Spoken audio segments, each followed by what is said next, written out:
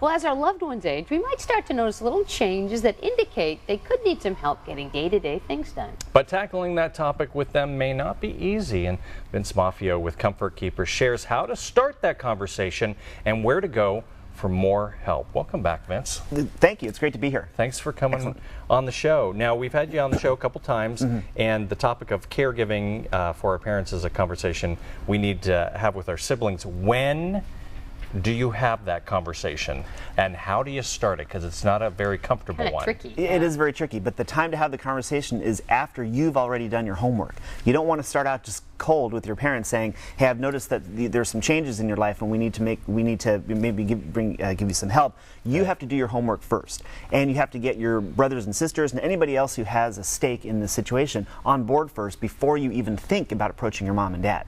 Because you can imagine how difficult the conversation could be for mom or dad, but if you don't have your ducks in a row, you're not going to have the information. So, for example, there is a range of care that you can have for your parents, ranging from in-home care, which is what Comfort Keepers does for maybe a couple of hours a day, all the way up to assisted living in a facility. You don't want to go in and say, say to your folks, well, we're going to place you into an assisted living facility when there may be some options for them to stay right at their home. And so that's the reason why you need to do your research first beforehand.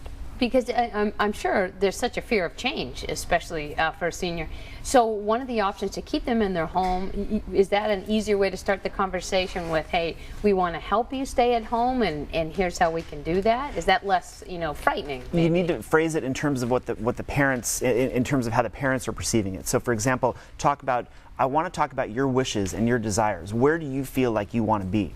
Because 90% of people want to stay in their own homes, and that's what we at Comfort Keepers enable people to do, is to get a caregiver in their home to help them with either in-home care, which is companionship, meal preparation, those types of things, maybe some light housekeeping, or personal care, such as help with bathing, grooming, and really some more hands-on type stuff. So most people do want to stay in their home to do that, and you just need to make sure that you understand what the range of care is for mom or dad before you have that conversation with them. And it's a very wide range. So when it comes time to find a caregiver for your elderly parent, what's the best way to set it up? Can you meet the people ahead of time? Can you have your parent meet the person from Comfort Keepers first and chat? Oftentimes we do that, and most of the time we do it in the comfort and safety of the client's home.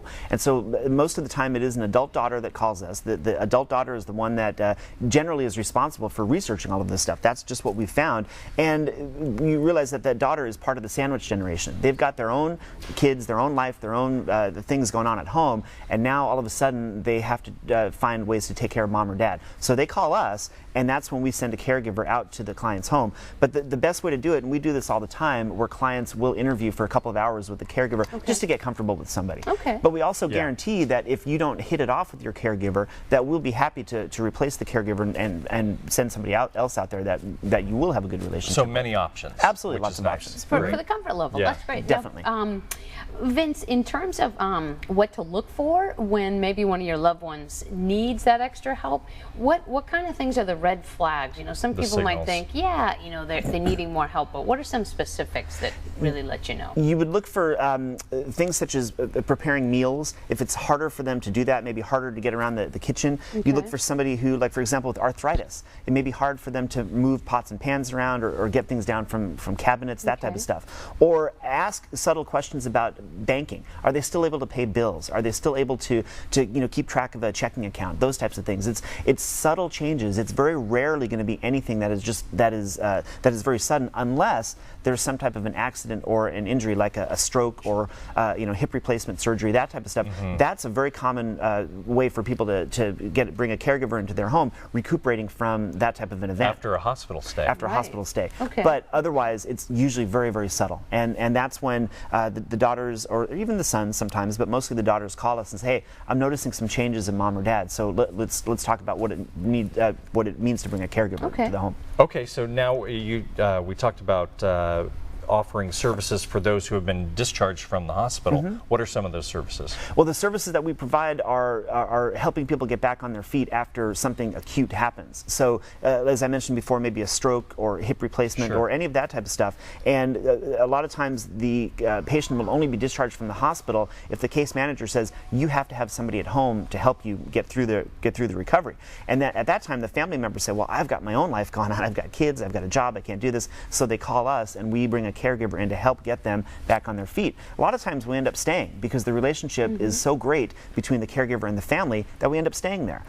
So initially we go in just to help them get through a hospital stay, but we end up making a long-term relationship with the client. That's nice. Now, Vince, in terms of that relationship, do you find sometimes that the adult children get overwhelmed with the responsibility of helping and coordinating? Is there an opportunity? Let's say they have to go on vacation, or they need some downtime. Yeah. Yes. Is there relief for that as well? There's actually a word for that. It's called respite care, and that simply means you need a break.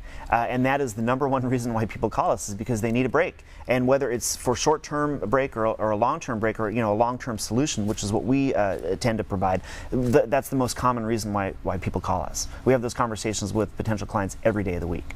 Speaking of calling you, how do people get a hold of you? Best way to reach us is our phone number, which is 933-8383, or you can go on comfortkeepers.com. Our new website we just launched a couple of months ago has a ton of information out there. So go and get familiarized with what's out there, get comfortable with the information that's there, and then call us when you're ready. And you get the special too. It looks like a free in-home assessment. That's right, free in-home assessment and $100 off of your first week of service. Wow, Vince, thank you so much. You're welcome. It's great being here. And all your locations, comfortkeepers.com.